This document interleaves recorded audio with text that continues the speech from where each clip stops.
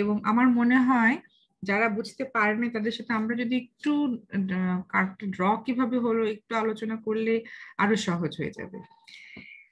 আমাদের যে বান্ডেলটা ছিল সেটা কিন্তু এইরকম, তাই না?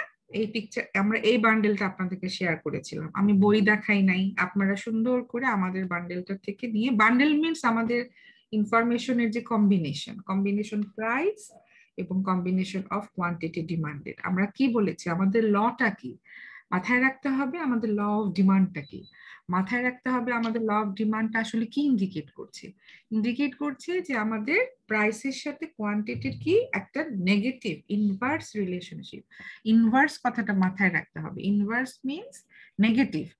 এখন আমরা প্রথমে আমাদের যে বান্ডিল ছিল সেটা আমরা A B C D point গুলো প্লট করে প্রথম রেখাটা পেয়েছিলাম, রাইট? ঠিক তো?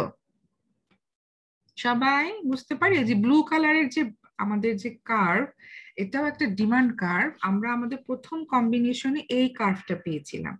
আর আমার আপনাদেরকে আমি নতুন যে কম্বিনেশন দিয়েছিলাম A prime B prime C prime, নতুন যে, সেখানে আমাদের প্রাইসটা ঠিক রেখে হ্যাঁ কোয়ান্টিটি আমরা দিয়েছিলাম, তাই না? তাই তো? জি ম্যাম। হ্যাঁ, সেখানটা আমরা এই যে রেড কালারের যে একটা ইনফ্যাক্ট ডিপ ম্যাজেন্টা কালারের একটা নতুন ডিমান্ড কার্ভ পেয়েছি, তাই না? দ্যাট মিনস একটু খেয়াল করেন, এই যে ডিমান্ড কার্ভ প্রথমটা আমি যদি বলি এক ডিমান্ড কার্ভ 1 আর ডিমান্ড কার্ভ 2, ডিমান্ড কার্ভ 1 থেকে ডিমান্ড কার্ভ 2টা কোন দিকে শিফট হয়েছে, বাইরের দিকে নাকি ভেতরের দিকে? বাইরের দিকে ম্যাম। সবাই একটু বলেন তো, এটা কি বাইরের দিকে হলো না ভেতরের দিকে হলো?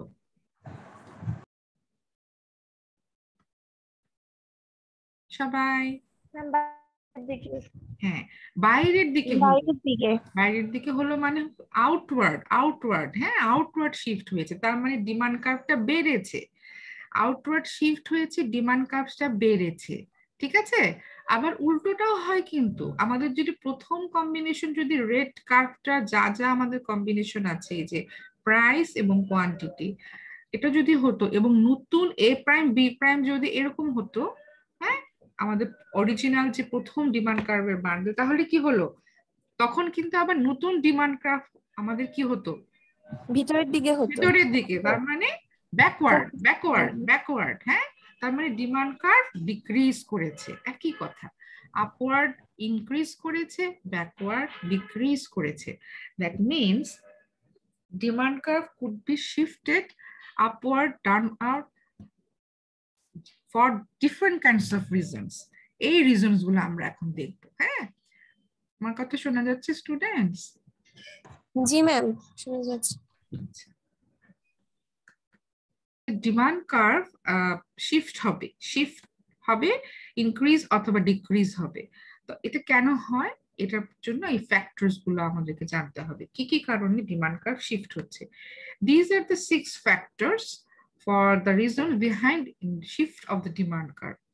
প্রথম ফ্যাক্টরটা বলা হচ্ছে the prices of related goods. Related goods মানে হচ্ছে আমরা যখন ডিমান্ড ল অফ ডিমান্ড পড়ছিলাম তখন আমরা দুটো এফেক্টের কথা পড়েছিলাম, একটা সাবস্টিটিউশন এফেক্ট আর একটা ইনকাম এফেক্ট।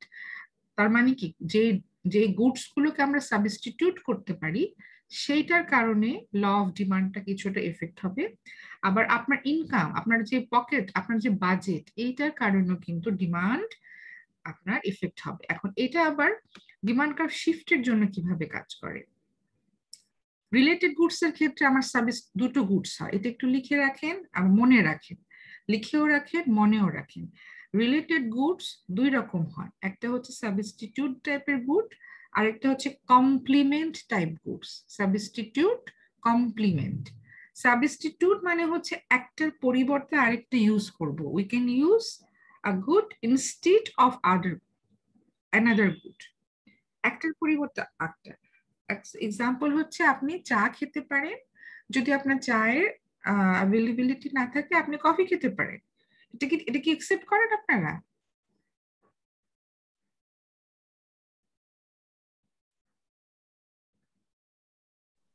জি ম্যাম। তো এইটাকে বলা হচ্ছে সাবস্টিটিউট গুডস। আবার কি হতে পারে, আপনি রুটি খেতে পারেন অথবা রুটি না থাকলে আপনি পাউরুটি খেতে পারেন।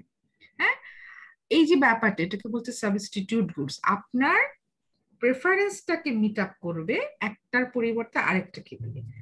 But what about complement goods? Complement goods হচ্ছে ওই প্রোডাক্টটার জন্য, ওই গুডটার জন্য আর অন্য আরেকটা গুড লাগে। হ্যাঁ, একটার জন্য আরেকটা লাগে।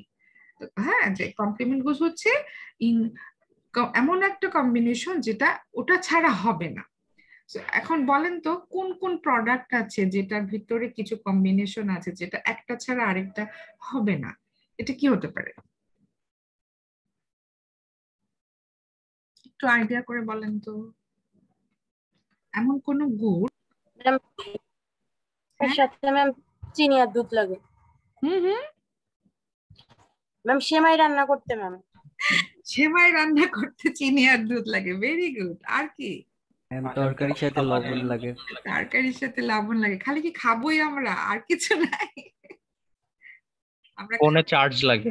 ফোনে চার্জ লাগে, ভেরি গুড। আর কেউ? Okay, very nice. You are so consume means হচ্ছে আমরা যেটা ভোগ করি, হ্যাঁ।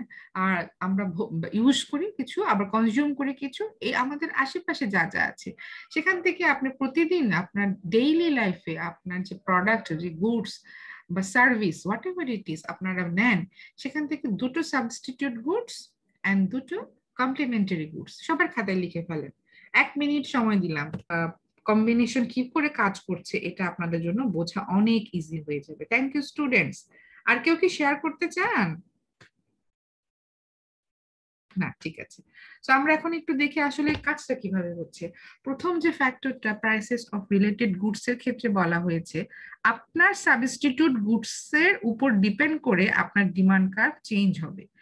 এখানে যে এক্সাম্পলটা বলেছে, একটা বাস রাইড এবং একটা ট্রেন রাইড। এখন যখনই ডিমান্ডের কথা চিন্তা করবেন তখন সবসময় কনজিউমারের দিক থেকে চিন্তা করবেন, মানে যিনি কনজিউম করবেন ওনার দিক থেকে চিন্তা করবেন। ঠিক আছে? যখন কেউ কনজিউম করে সে তখন নিজের মতো করে চিন্তা করে। নিজের মতো করে চিন্তা করে কি, আপনাকে যদি অফার করা হয় যে আপনাকে দুটো সুবিধাই আমি দিব, আপনি প্রাইভেট কারে করেও যেতে পারেন, আপনি বাসে করেও যেতে পারেন, আপনাকে এটা নিয়ে চিন্তিত হতে হবে না, তাহলে স্টুডেন্টস আপনারা বলেন আপনারা কোনটা প্রেফার করবেন? Ma'am private car. Private car, definitely, isn't it? G ma'am, যেটা আমার জন্য আরামদায়ক হবে ম্যাম। সো এখন বলছে এইভাবে যখন আপনার কনসাম্পশনের দিকটাকে আপনারা প্রেফারেন্স দেন তখন আপনার ডিমান্ড কার্ভে কি চেঞ্জ হয়। এখানে যেটা বলা হচ্ছে দেখতে পাচ্ছি স্টুডেন্টস,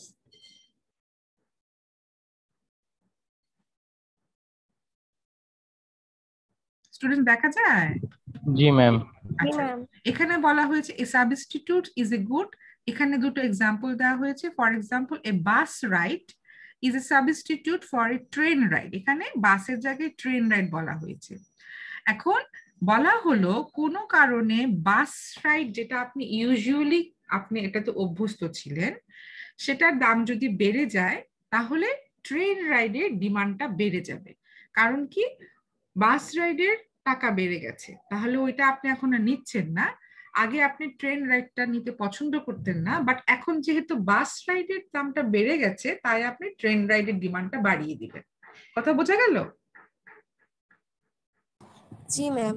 ওকে, এইভাবে এখন আপনি ধরে নিয়েছেন কি আপনার প্রেফারেন্স কোনটা। আপনার প্রেফারেন্স ছিল বাস রাইড আর কম প্রেফারেন্স ছিল ট্রেন রাইড, অপোজিটও হতে পারে।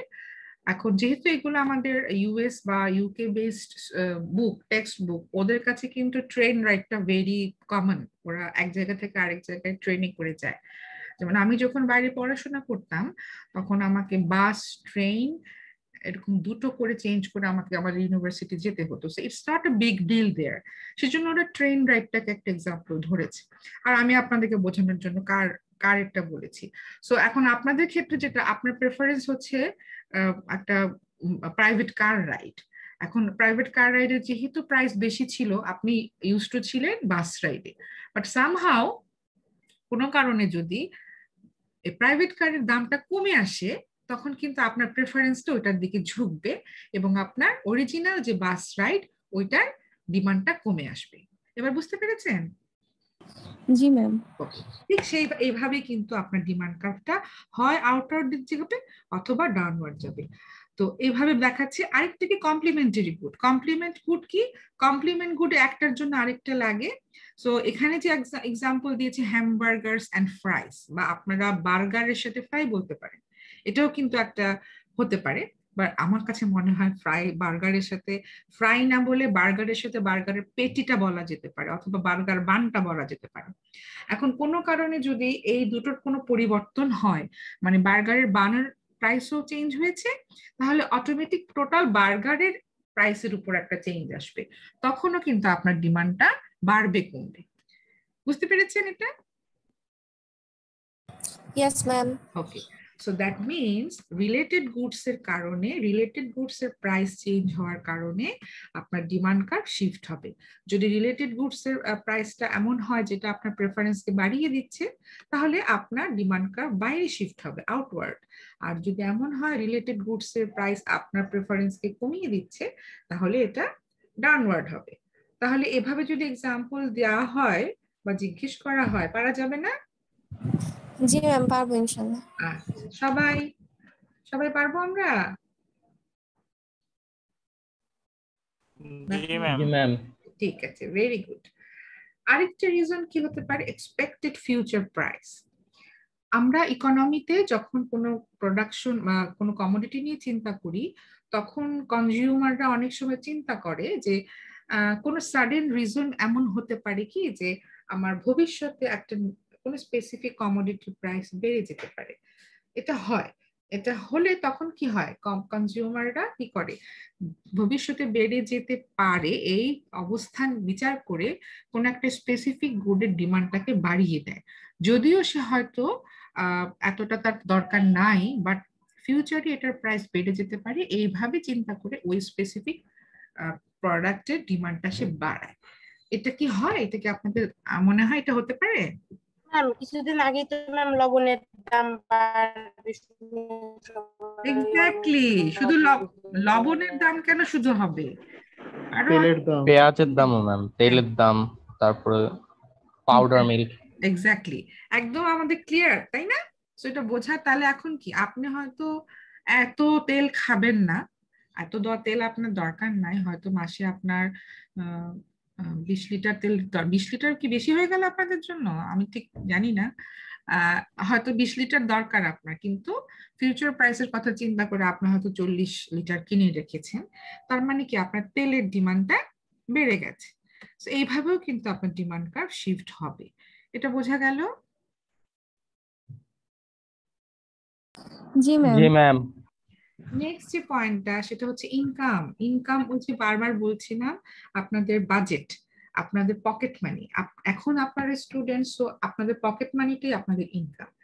এখন মনে করেন গত মাস পর্যন্ত আপনাদের পকেট মানি, যারাই হচ্ছে ফ্যামিলি ইনকামের উপর ডিপেন্ডেন্ট অথবা নিজেই ইনকাম করেন, গত মাস পর্যন্ত আপনার পকেট মানি, মানে আপনি বিভিন্ন প্রয়োজনে খরচ করতে পারতেন হচ্ছে মাসে 3,000 টাকা ফর এক্সাম্পল। কেউ 2,000, কেউ 1,000, কেউ 5,000, হোয়াটএভার, এটা আমি ধরে নিলাম 3,000। এখন সামহাও আপনি জানতে পারলেন যে না, আগামী মাসে আপনি এই 3,000 টাকা আপনার প্রায় 6,000 টাকা হওয়ার একটা সম্ভাবনা আছে। হয়তো বা ফ্যামিলি থেকে আপনাকে কেউ বলেছে যে আমি তোমাকে এই টাকাটা দিব, অথবা আপনার নিজেরই মনে হয়েছে আপনি কোনো একটা টাকা পাবেন কোথাও থেকে।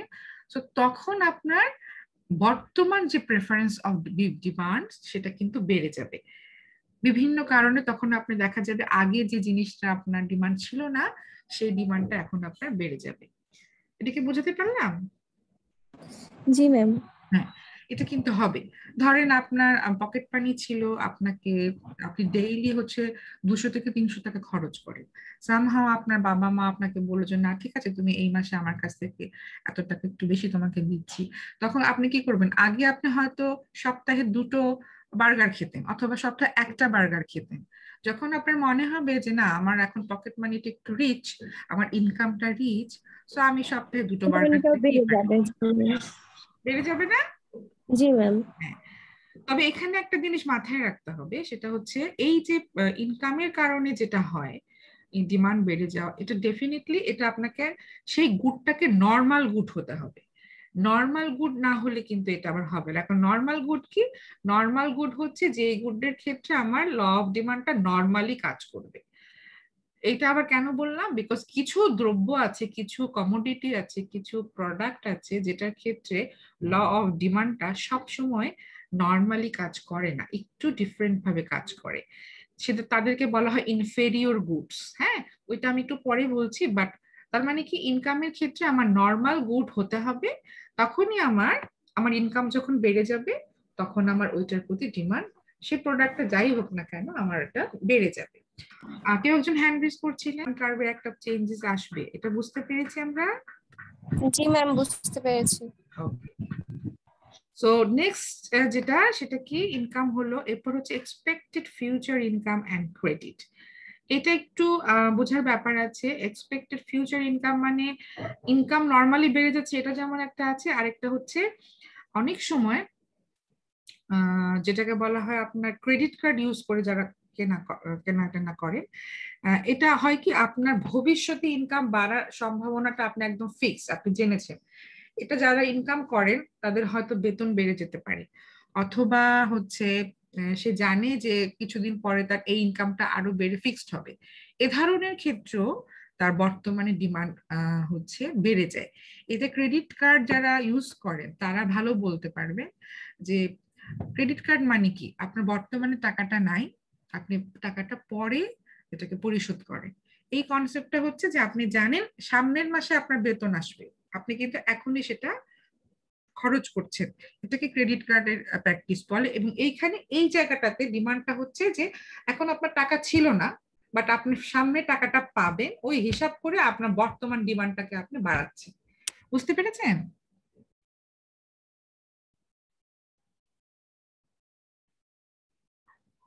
জি ম্যাম। জি আরেকটু ম্যাম। বলি এই জিনিসটা কেমন করে হয়। আপনার এখন এই পরিমাণে টাকাটা নাই যেটা আপনি আপনার কোনো একটা প্রোডাক্টের জন্য কিনতে পারেন, টাকাটা আপনার নাই, বাট আপনাকে একটা সুযোগ তৈরি করে দিয়েছে যে সামনে কিছুদিন পর একটা ডেডলাইন দিয়ে দিবে, কিছুদিন পর ওই টাকাটা আপনার হলে আপনি এটা শোধ করতে পারবেন। তখন আপনার রাইট নাও একটা ডিমান্ড তৈরি হয়, ডিমান্ড বেড়ে যায়। সেটাই বলছে এখানে expected future income. Credit card যারা ইউজ করে তারা এভাবেই করে। এখন বর্তমানে তার টাকাটা নাই, সামনের মাসে টাকাটা হবে, বাট সে এখনই এটা উপভোগ করে। হ্যাঁ, এটাকেই বলা হচ্ছে expected future income and credit. এটা কি বুঝতে পারলেন? জি ma'am. Debit card, credit card প্র্যাকটিসটা আছে কারো? নাই? আচ্ছা, যাই হোক। জি ম্যাম। এটা কি হয়, ডেবিট কার্ড কি হয় আপনার, এটা দুটোই কিন্তু আপনাকে অবশ্যই একটা ব্যাংকের মাধ্যমে করতে হবে। সো তারা কি সুযোগ করে দিবে, আপনার যে ইনকামটা আছে সেটা আপনি, আপনার যত টাকা আছে সেটা আপনি খরচ করতে পারবেন উইথ ইয়োর ডেবিট কার্ড। আর আপনার যে টাকাটা নাই, এখন নাই, পরে হবে, কোনো এক সময় হবে, সেটার একটা টাইম লিমিট আছে, এর ভিতরে আপনি কেনাকাটা করতে পারবেন, সেটা হচ্ছে ক্রেডিট কার্ড। সো এইখানে ওই ব্যাপারটাকে বোঝানো হয়েছে যে রাইট নাও আপনার ইনকামটা নাই, বাট ফিউচারে হবে। হ্যাঁ, এটা অনেক সময় হয়, দেখা যাচ্ছে কারো একটা একটা ইনকাম আসবে 2 মাস পরে, কারো স্যালারি থেকে একটা বোনাস পাবে, এখনো পায়নি। এই যে কাজগুলো, তখন এখন আপনার টাকা নাই, তারপরেও আপনি ওই ভবিষ্যতে টাকাটা আসবে ভেবে কিছু প্রোডাক্টের ডিমান্ড বাড়িয়ে দেন, সেটাই বলা হচ্ছে এখানে। বুঝতে পারলাম? জি ম্যাম। হ্যাঁ। হ্যাঁ, প্লিজ একটু বলবেন যদি কেউ বুঝতে না পারেন। ওকে। আর লাস্ট একটা রিজন হচ্ছে পপুলেশন। কোন একটা এলাকায় হঠাৎ করে যদি কোনো পপুলেশনের একটা ইনক্রিজ হয়, পপুলেশন, তখন স্বাভাবিকভাবে ওই এলাকায় একটা ডিমান্ড, আগের যে প্রোডাক্টের ডিমান্ড গুলো ছিল সেটা বেড়ে যায়। এটা খুব কমন, তাই না? মনে করেন একটা কোন একটা এরিয়া ডেভেলপড হয়েছে, সেই এরিয়াতে আগে ছিল হচ্ছে 200 পরিবার। ডেভেলপড হওয়ার কারণে সেখানে আরো অন্যান্য জায়গা থেকে আপনার লোকজন আসবে। সো আগে 200টা পরিবারের জন্য যে পরিমাণে প্রোডাক্টের ডিমান্ড ছিল মার্কেটে, সেটা হঠাৎ করে বেড়ে যাবে, তো বাড়বে না? সেটা বুঝবে প্রোডাকশন যারা করছে তারা, তখন তারা দেখবে যে মানুষ আসে, আগে আমার প্রতি মাসে আমার এত কেজি চাল, আমার 100 কেজি চাল দিয়ে আমি এতগুলো মানুষের ডিমান্ড মিট আপ করতে পারতাম। দেখা যাচ্ছে আমি এই জন্য ওই 100 কেজি চালকে আমি আমার দোকানে রাখার ব্যবস্থা করতাম। বাট হঠাৎ আপনি দেখবেন যে সেখানে 100 কেজি না 150 কেজি চালের একটা ডিমান্ড তৈরি হয়েছে, তাহলে আপনি তখন বুঝতে পারবেন এই ডিমান্ডটা এখানে তৈরি হয়েছে। সো তার মানে হচ্ছে এখানে কিছু পপুলেশন বেড়েছে, এই কারণেও আপনার ডিমান্ড কার্ভ চেঞ্জ হতে পারে। বুঝতে পারলেন? ডিমান্ড কার্ভের যতগুলো রিজন বলেছি সেগুলোর সবগুলোর কারণেই ডিমান্ড কার্ভ সামহাউ চেঞ্জেস হবে। যদি সেটা এমন হয় যে রিজনটা আপনার ডিমান্ড কার্ভকে বাড়িয়ে দিচ্ছে, ডিমান্ডটাকে বাড়িয়ে দিচ্ছে, তাহলে আপনার রাইট শিফট হবে। আর যদি রিজনটা এমন হয় আপনার ডিমান্ডটা কমে যাচ্ছে, তাহলে লেফট শিফট হবে অথবা ইনওয়ার্ড শিফট হবে। আউটওয়ার্ড ইনওয়ার্ড, আউটওয়ার্ড মানে বেড়ে যাচ্ছে, রাইট শিফট মানে বেড়ে যাচ্ছে, ইনওয়ার্ড মানে কমে যাচ্ছে, লেফট মানে কমে যাচ্ছে। ওকে, সবাই বুঝতে পারলাম? Yes ma'am. জি ম্যাম। তো এতক্ষণ পর্যন্ত যা বলেছি বুঝতে, পড়াটার সময় অবশ্যই মাথায় রাখবেন আপনার কনসেপ্টের প্রত্যেকটা জিনিস, ডেফিনিশন এবং আপনার কোনো যদি টাইপস থাকে, ক্যারেক্টারিস্টিক্স থাকে, রুলস থাকে, এটা কি, এটা ক্লিয়ার হওয়ার চেষ্টা করবেন। ঠিক আছে? ওইভাবে পড়লে দেখবেন খারাপ হবে না। আর আপনারা সবাই তো খুবই রেসপন্সিভ, আপনাদের ইনশাল্লাহ ভালোই হবে। ঠিক আছে স্টুডেন্টস?